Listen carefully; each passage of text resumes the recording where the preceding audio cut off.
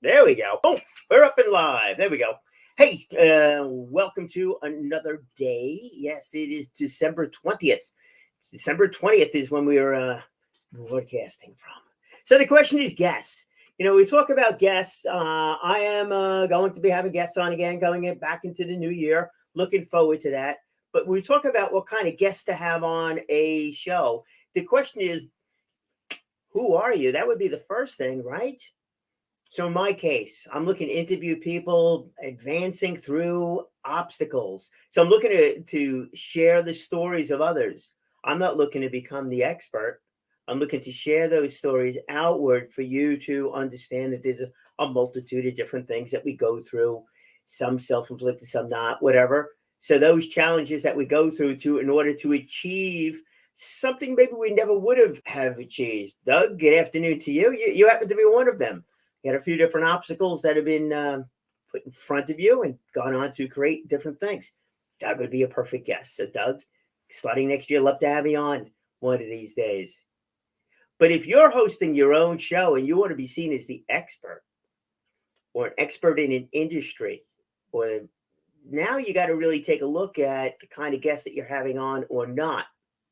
So a lot of these podcasts that takes place, or vodcasts that take place, people are teaching something. You're now an expert. You're portraying yourself as somebody who teaches other people. So you have the expertise in, let's just say, digital marketing, right? You have the expertise in digital marketing. So what kind of a guest can you have on? So if you have on somebody that is also an expert in digital marketing, and you can use that term as a generic term, now you become it becomes a bit of a challenge, doesn't it? So how can you ask that person a question? All right. If I say I'm an expert in hosting vodcasts, and I have somebody else that's also hosting vodcasts, and I ask them for their opinion on something, what do I do if I'm saying, oh, I know it all? How can I ask a question? You can't. It's awkward doing that. And then they're going to give a response. And then then your response is, do you agree with it or disagree with it? If you agree with the way they do something and it's different than the way you do something, but you're the expert, you've got all the answers, you're not looking, you're no longer the expert. You're not portraying yourself. You're not going to be seen that way because you're now taking the advice of somebody else. So it diminishes your quote unquote as the expert in something. So be careful if you're going to be doing that, if you're going to be the expert host. Now, if you have expertise within an industry, now we got something a little bit different there. So remember, are you an expert or you have expertise in an industry? Think about that one for a second. I'm going to drink coffee. So let's assume I have expertise in an industry. Again, we'll use vodcasting as the industry. So I have expertise in it. So I have expertise in my way of doing something. This is how I approach it. You might approach it slightly differently. I'm sure you do. We're all different people. Different people do different things differently in order to perhaps achieve the same goal. We all want to help somebody. We all want to increase the amount of people that watch these programs and stuff like that. All right, but we all want to help somebody. I guess that we'll say that's the common one over there. So now if I have expertise in hosting a show, I have my approach to doing it. What is my approach to doing it? It comes to, a guest. Well, that is that like to get everybody comfortable. She would chat, for a few minutes in advance, and a couple of easy kind of things. Get to know everybody, come up with a nice little intro, and make it happen.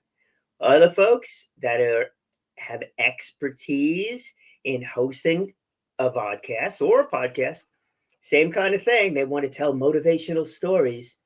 Well, they might just go right at it, right at it.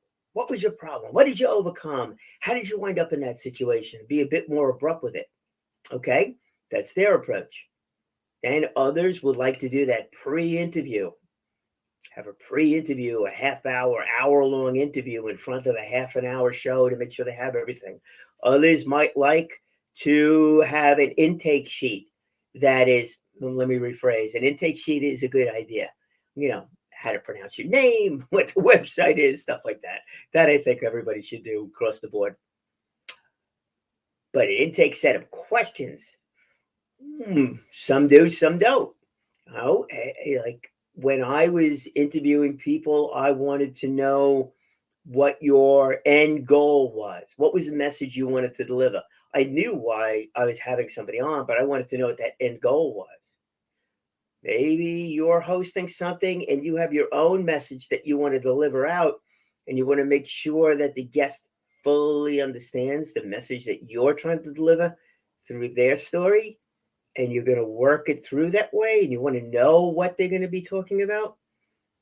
Okay, different. So you might have a whole intake form, not just a sheet, but a whole form. Is one way better than the other? Not necessarily. So that expertise in an industry, I would tend to say, actually, I'm going to say, it's not I'm going to tend to say it, I will say it, is that we all have different styles on interviewing.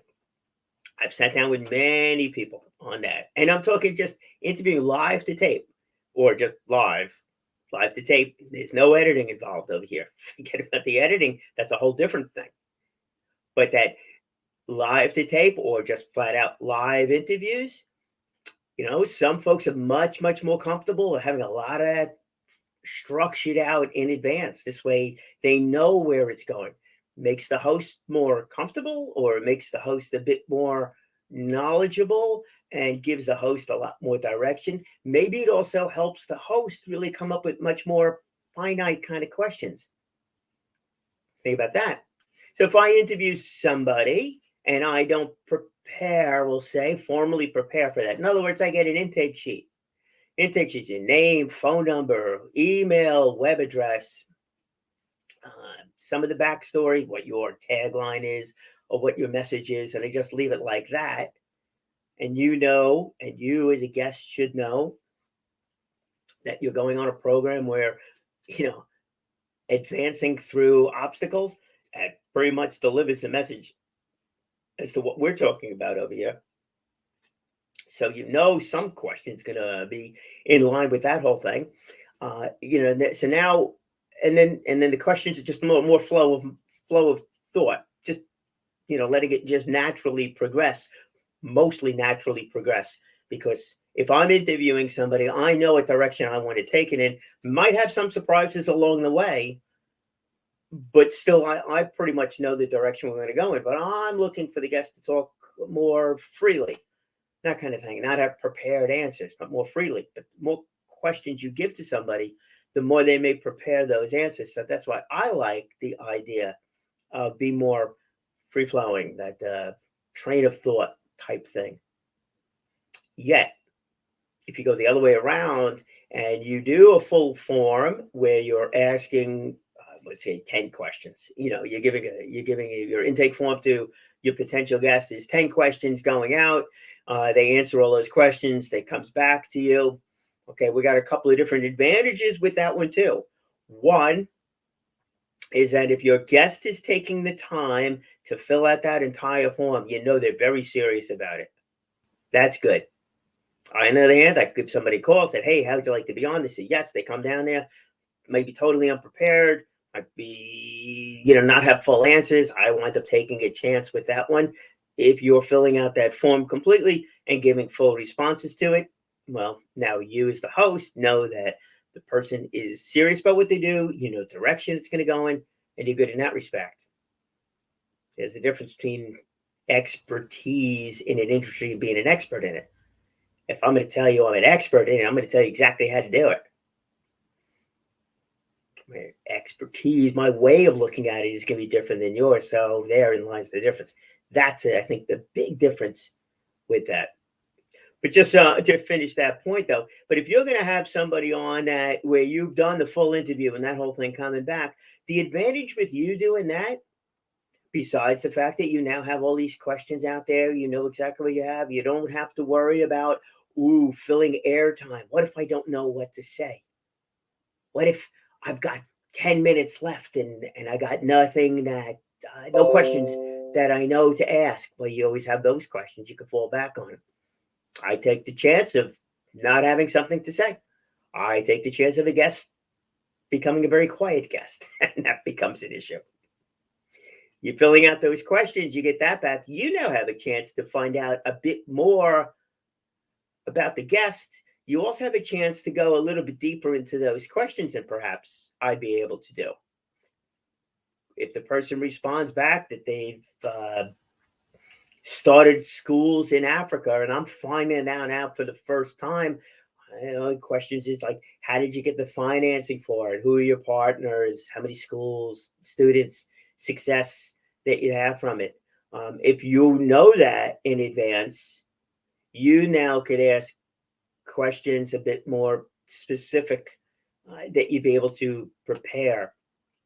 I don't know, curriculum you could ask, because you could spit out, I know that you have 10 different schools within the various community. You've gotten finance from some major corporations, which is all great stuff, by the way. There's somebody that comes to mind that actually did this, but you've gotten financing from the major corporations, stuff like that. Tell me about Mary, who's achieved greater success. I wouldn't know Mary's name if I'm just finding about this stuff, for the very first time. Which is a better style? Tell me, what are you trying to accomplish? If you want to be that in-depth, hard-hitting interviewer, maybe the full intake form would be the way to go. If you want to look at I find the message to be more important than some of those little intricate details, and I'd rather have that, let's say, raw enthusiasm. So I go that way. So really pay attention to that whole thing. Whether or not you are an expert, it's all about me, I have all the answers, or if you're sharing your expertise with your guests. Now, another thing to do, if you want to share your expertise with people, now you can take a look at the topic. Let's go with the topic of, digital marketing. Is there one way or marketing? Is there one way to market something? Absolutely not. So maybe your expertise is more in the digital marketing world, but you want to bring somebody else on that's also in the marketing world. Now, all of a sudden, you're sharing your expertise within an industry, that digital marketing, but you're staying an expert. You're going to position yourself here where you're still staying an expert in digital marketing, which means you will probably not, or you will not have anybody else on that is in your space, your finite space, that small space of a digital marketer. You might have somebody on that does marketing through podcast. You might have somebody on that does marketing through regular TV shows or through newspaper ads, anything like that, to talk about the differences there and to share different thoughts with your audience, what might be appropriate for them, what might not be, but you're still keeping yourself in that expert category as a digital marketer and a full understanding of an industry, which I actually think is really terrific.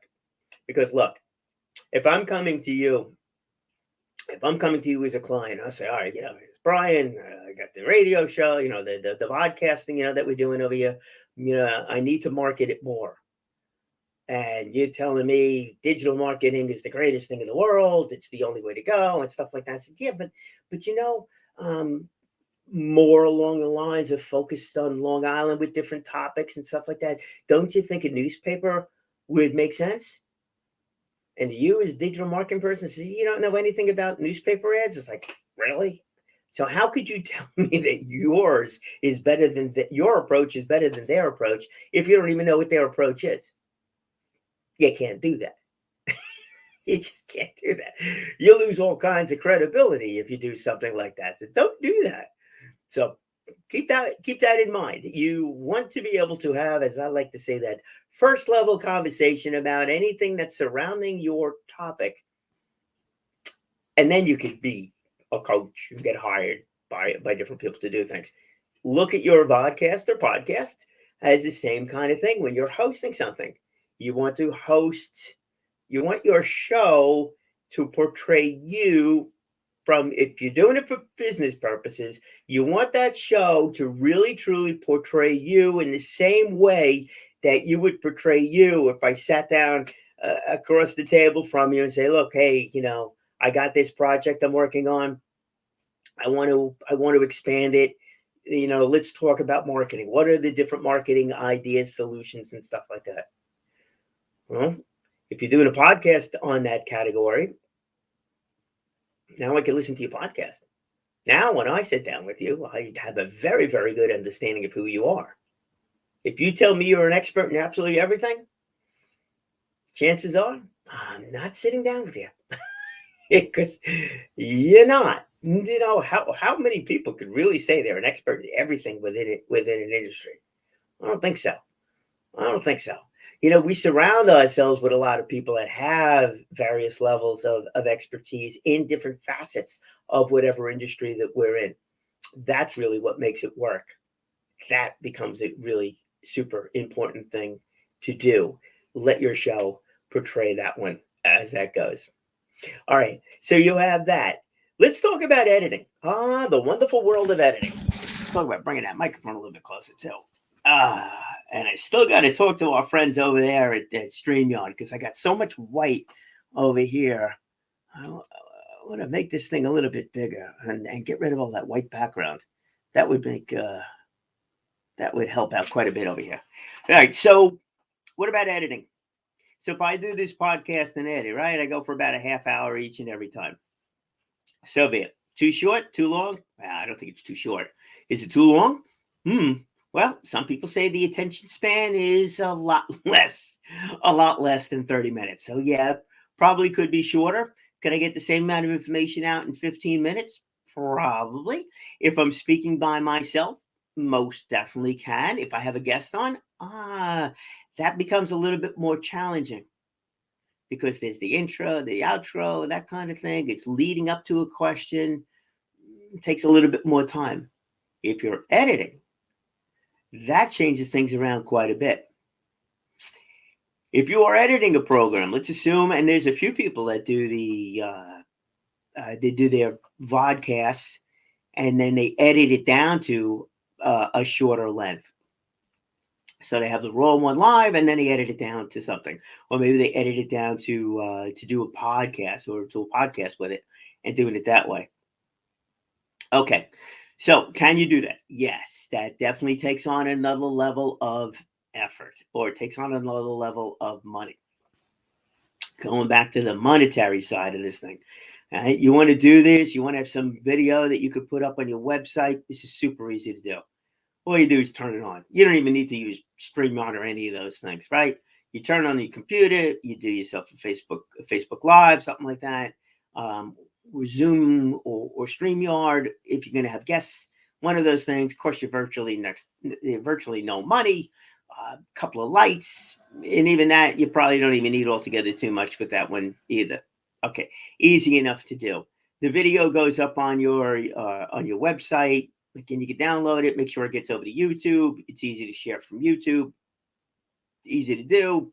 I figured it out. It's not that hard, and there you have it there. Now, but if it's long and you really want to get out those salient points, now you're talking about editing. So if you have a guest on, you could do the full half hour or thereabouts, but that half hour show and then edit out different pieces of it. It's great to do. Can you do it alone? Yep, you certainly can. The equipment, you probably have all the equipment and power or whatever you need here, computing power you need inside of your computer to do it that way. A lot of the programs I think are like either inexpensive or probably even free. I am not an expert in that area. Let us be perfectly clear about that. But I'm sure we can get information, on that. Then you could edit out different clips. I think even YouTube, you could just edit, right on there. I think StreamYard also has some sort of a feature in there where you could record it and then edit it from that aspect of it. Now all of a sudden, you got this idea that you could do a promo video in front of, hey, next week's guest is going to be. That's a good thing. Or you could take that half-hour interview and you could bring it down to 15 minutes. Now, if you do a 15-minute piece that's edited, you're going to have just real good points. Now, all of a sudden, your questions that you ask could be a little bit different too, because you want to make sure that you have 3, 4, 5, let's say 15-minute show, let's say 5 real good questions that you are all set to ask. And then your lead-up questions, though, should really set up your guest to be able to go into them at various levels of detail, but to really have that mindset, that where you're going to steer them in the right direction, where they're going to come out with the answer that you're looking for, from them to share and do that. That's a different world. That is a different one. I have not done it where I have edited like that, but it would be interesting because if you do a half hour worth of really good content and then you try editing, I don't know if I want to cut that. It's like, that's not really it. You got to focus it down, really understand how much time you have of your edited one and how many real good questions and how many real good responses can you get in that amount of time. And I would, if 15 minutes, you did 5 questions, it takes you 30 seconds or something like that to ask the question. And then they respond for 1 or 2 minutes. Do the math. You're in there with the whole show. But you also have to make sure that your intro, not your standard intro, today is Tomato Talk, but I'm talking your intro of the guest. That also has to be done properly and completely, because now you have a very pointed direction that you want to take that show. And perhaps if you're good, you can even edit that in afterwards. And just be careful it doesn't get a little too canned. But, you can do that. It's a different skill set. All these things are different skill sets. So if I'm going to have guests on, right, and I want to share my expertise within an industry, and my way of doing something could be totally different from your way of doing something if you have an edited show, or if you're doing prepared questions, or if you're not doing prepared questions, if your goal is to make you look good as host, or maybe your goal is to make your guest look good and really highlight them, and you're taking more of a backseat. You're just let's say, a conduit of it. In the past, and actually going forward, I'm looking to do that same thing. I'm looking to be more the conduit of it. In other words, I want to get that message out, is that regardless of the obstacles that we face, we do advance. We do move forward, or we can at least move forward. I know it's never going to be 100%. That's the reality side of things. We get faced with some obstacles, and some obstacles we just can't get through. Other obstacles we can get through.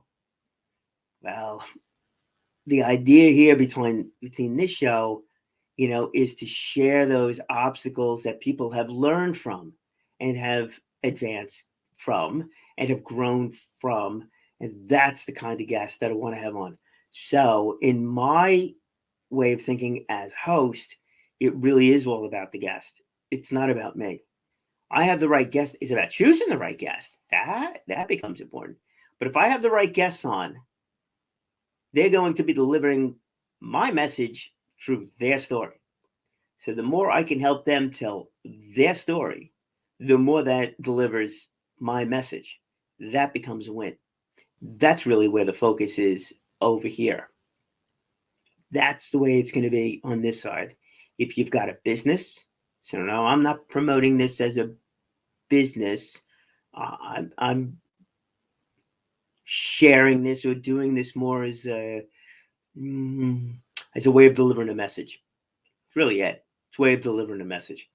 But if I was doing this as a business where I wanted to help you do a podcast, well, I guess that would be today's thing.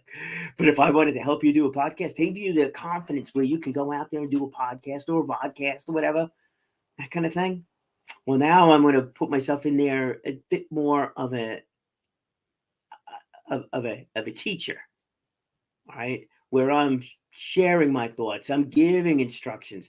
Then I'm going to have on other people that will also give instructions, not just telling their story for the sake of telling their story about how they've grown as a person, but those actionable thoughts, those actionable ideas that you could use to help your own program out, help your own business out as that goes. And those folks will be there because anybody that's advanced through an obstacle will cover a wide variety of different obstacles. But we're not going to be just focused in on podcasting obstacles as that goes. Much more broad scope in that respect. Because I definitely want to get the message out for you, for me, for all of us, is that sometimes life is filled with challenges. Sometimes they just tough, just really tough to get through. But we're never alone in what we do, no matter what it is. No matter what it is, we're never alone in what we do. We always have other people that we can rely on, other people that we could talk to, other people that we could be with, other people that have experienced some of the same things that we have.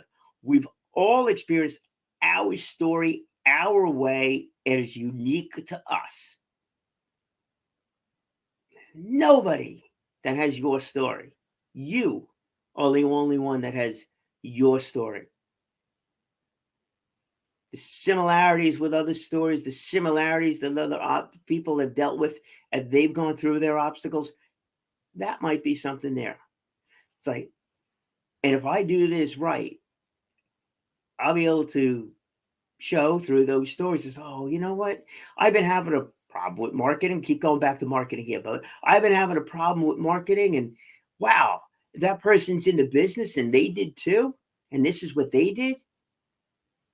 Maybe I could adapt that. Maybe I should speak to that person too. One guy that comes to mind on that one. Love the fact he was doing his own marketing. It was a marketing company, and he wanted to help streamline his process. And he did that and wound up developing a product out of it. Great stuff. Other folks been through different obstacles in life, big challenges. They've worked their way through it. Maybe they found new careers because of it. Maybe they found a career, not because of it. It just led them in a direction. And I know you've seen a lot of those stories up on Facebook and LinkedIn, wherever else. It's like, oh yeah, my family member, my friend went through this thing, and that's why I became a specialist. That's why I became a doctor. That's why I became whatever it is. Those are terrible scenarios, great stories. Because people have done something with it. And they've done something to help us all improve in some respect. And that's definitely a nice thing to do. Look at this COVID, working from home, if you've been able to do that, or if you've been going out and you have to go someplace to work or an office environment and things like that. You know, it's been tough. New variant coming through over here. New possible, probable, different kind of lockdowns, wearing the mask again. It's like, wow, it's, it's a challenge. It definitely is a challenge. We're going to work through it. Yeah, that's one of those obstacles we're going to work through. We'll work through it. We'll get through this one. We'll get through other things that'll come up. And the best way that we could get through all of these things, if we all start communicating with each other.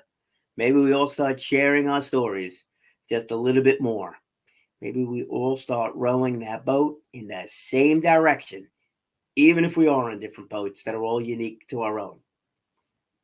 The obstacles we face, totally yours.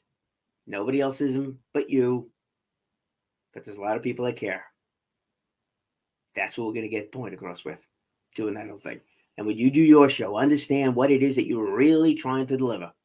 Understand that message that you're really trying to get out of there. Understand what you're really looking for out of it. And you'll do a great job hosting your own podcast, TV show, whatever it might be. Getting on stage in front of real people, live, in person, doing whatever it is that you do in order for you to communicate better. And to communicate effectively, you got to know who your audience is. You got to know why you're doing what you're doing. And then your audience will become much clearer as you go along. And that will also help you devise a perfect way for you to grow. And don't worry if you run into a problem. We all learn from different obstacles, don't we? That is how we advance. Speak well, speak often, and without a doubt, live inspired.